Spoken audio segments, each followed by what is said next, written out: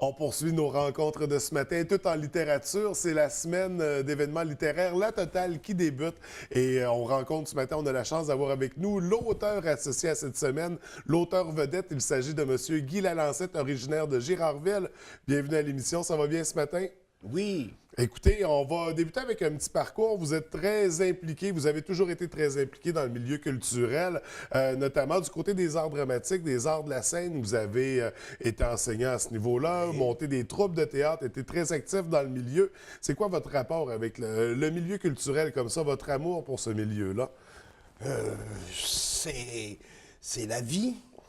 C'est les événements qui font qu'on rencontre des gens importants au niveau de mes études, des enseignants particulièrement inspirants qui font dire que la littérature est devenue pour moi. Quoique déjà adolescent, ça faisait partie de mes bonheurs, l'écriture. Parce que l'écriture a toujours fait partie de ça. Oui.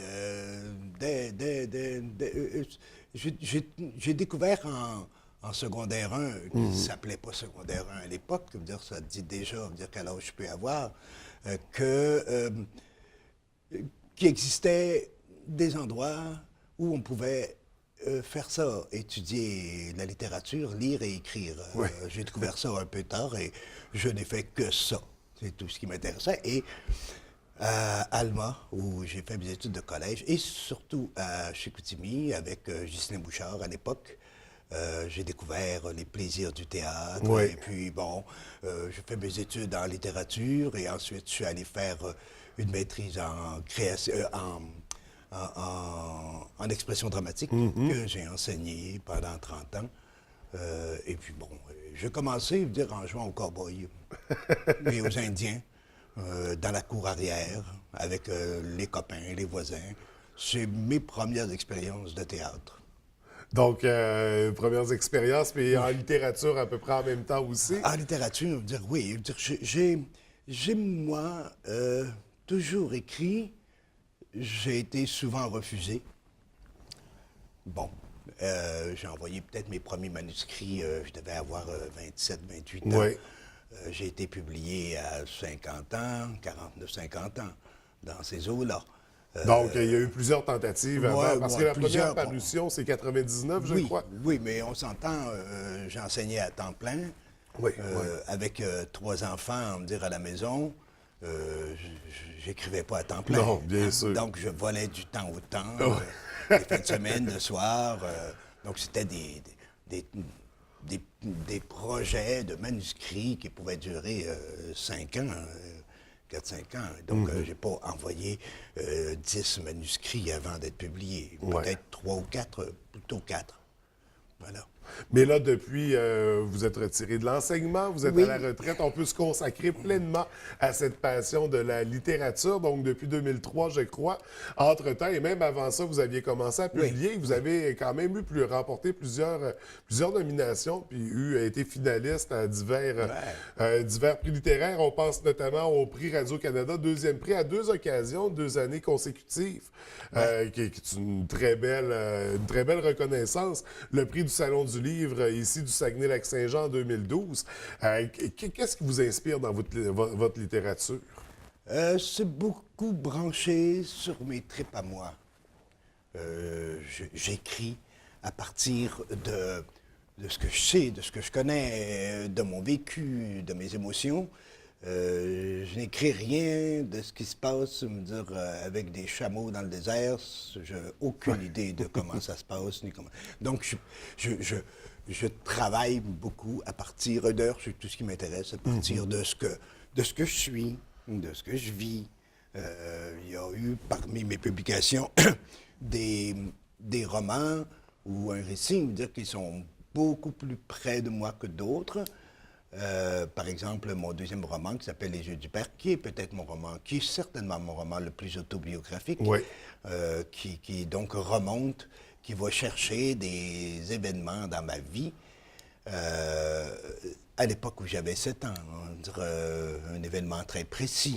Et donc, si j'en ai fait un roman, c'est parce que c'est important pour moi de régler ça. Fait que c'est d'abord une démarche personnelle. Oui, c'est très personnel.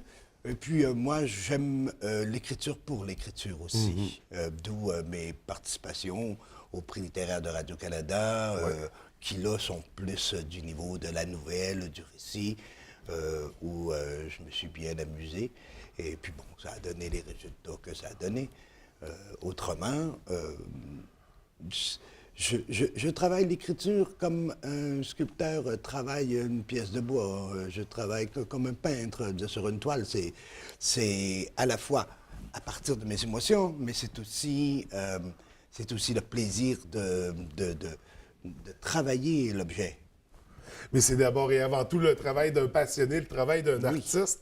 Et d'ailleurs, je pense que c'est ce qui fait que vous avez été sélectionné, choisi pour être l'auteur vedette pendant la semaine littéraire La Totale. Donc, une belle reconnaissance, auteur originaire de la région, on le mentionnait en début, Girardville. Comment vous avez pris cette nouvelle-là? Vous avez accepté tout de suite, je crois? Avec quelques hésitations. Oui. Parce que c'est quand même un peu stressant, dire cette quasi-surexposition.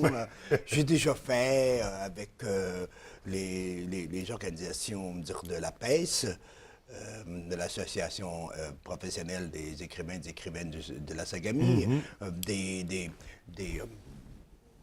scènes, ou par exemple à Côté-Cour à Jonquière, où on était au moins une dizaine d'écrivains.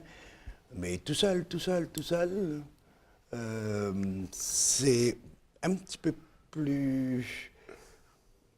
C'est plus stressant. Stressant, mais c'est un honneur aussi. Oui, absolument. Et c'est un bonheur de tenter l'expérience. Ouais. Je verrai. Pour l'instant, ça va. Je commence à peine, mais je devrais avoir beaucoup de plaisir à rencontrer les gens. J'ai passé 30 ans à enseigner. Je devrais être capable de passer à travers ça aussi. Mais j'ai pas hésité longtemps, mais ça reste quand même un événement particulier. Et je devrais m'en sortir à la fin de la semaine encore vivant. Et là, c'est ça, mais vous allez être quand même très interpellé pendant la semaine. On pense entre autres à une conférence qui aura lieu demain, une conférence avec un thème particulier, un thème qui tourne autour du deuil, en fait inspiré d'un de vos romans, Le bruit que fait la mort en tombant. De quoi va traiter exactement? Comment on dirige cette conférence-là? Ce sera un dialogue, surtout, à mon avis, plus qu'une conférence. C'est à partir de Le bruit que fait la mort en tombant, qui est un récit, en fait, et non pas un roman, que j'ai écrit suite à la mort accidentelle et tragique de ma sœur, qui a été la fille qui m'a enseigné les filles. C'est un peu particulier, c'est un peu long, on dirait.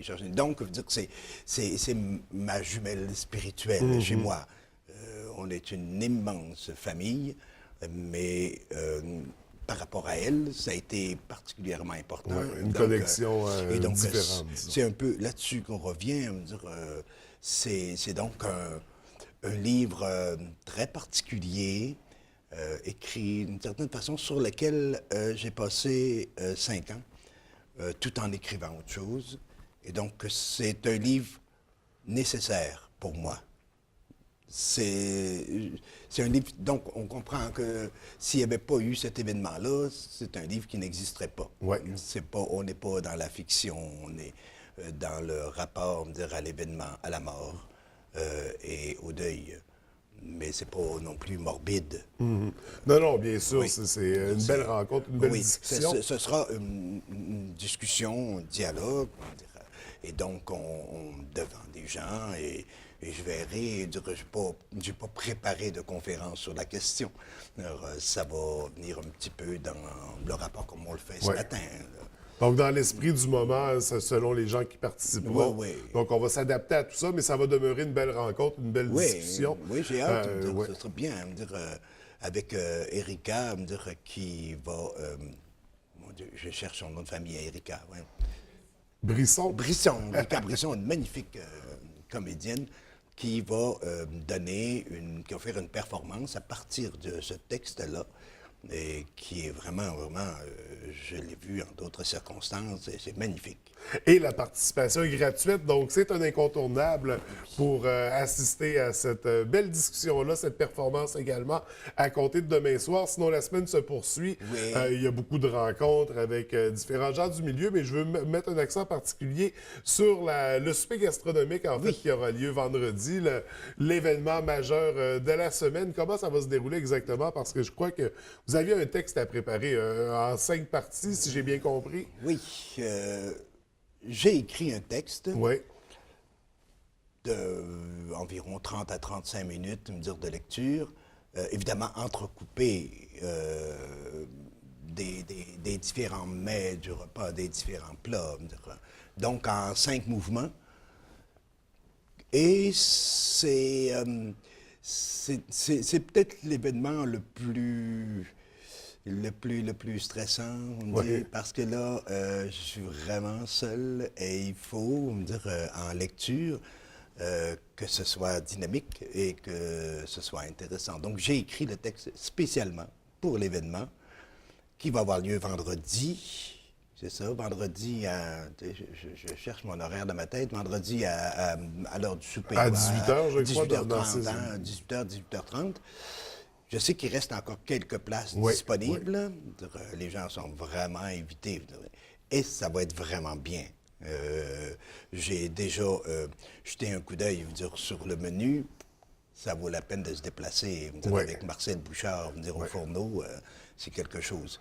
Et donc, j'ai construit cette fois-là une histoire qui est pas basée sur mes émotions à moi. C'est vraiment un texte, une nouvelle, une longue nouvelle. Et donc, chaque section, chaque mouvement sera lié d'une façon ou d'une autre. Et donc, il s'agira d'une seule histoire qui va se dérouler au fur et à mesure que le repas va lui-même se dérouler. Donc, tous les sens seront interprétés, seront appelés à réagir pour l'occasion. Donc, pour le souper gastronomique à l'Auberge des 21 ce vendredi, on retrouve tous les détails d'ailleurs par le site de l'Association professionnelle des écrivains et de la Sagami pour se procurer les billets également. Je crois qu'il en reste quelques-uns. Donc, les gens auront la chance de vous rencontrer durant toute cette semaine-là, M. Lalancette. Merci d'avoir pris le temps de d'abord nous rencontrer, de venir nous en parler. On vous souhaite vraiment une semaine incroyable sous le thème de la littérature et au plaisir de vous rencontrer à nouveau, peut-être pour votre prochain roman, votre prochain récit. Oui, ça devrait arriver. Donc, on surveillera ça de très près. Merci beaucoup, M. Lalancette. C'est moi qui vous remercie.